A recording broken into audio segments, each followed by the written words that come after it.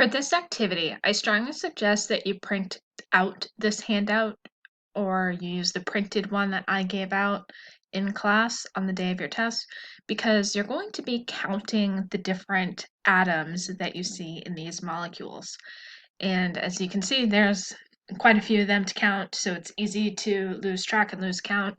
So I think it's better if you have this on paper so that way you can put a little mark next to each atom that you count, so that way you know that that atom has been counted.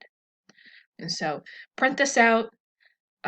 If you don't have the hard copy that I gave out in class, and then you can bring a hard copy to class with you on our next class meeting. So the purpose of this activity is for you to compare the atomic structures of monomers and polymers in order to come up with definitions for dehydration synthesis and hydrolysis. So the first thing that you're going to do is count how many of each atom is in each monomer. Here we have two carbohydrate monomers, glucose and fructose. You're going to count how many carbons, C's, how many hydrogens, H's, and how many oxygens. You're going to do the same for both.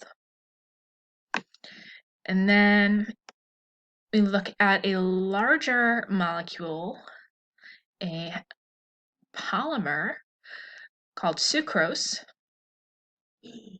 And you're going to count up how many of each atom you see here.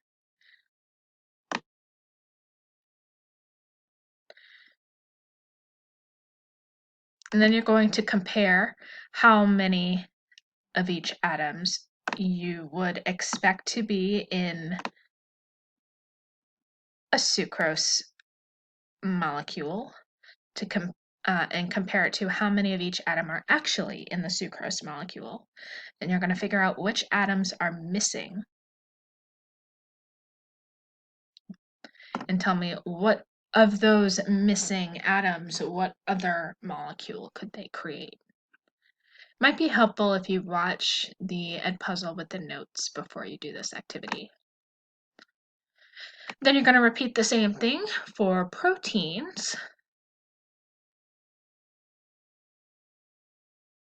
And then for the conclusions, you're going to come up with definitions for dehydration synthesis and hydrolysis and think about which molecule did you end up with. So if you were to combine the missing atoms from the question together to make a new molecule, what molecule could these atoms create?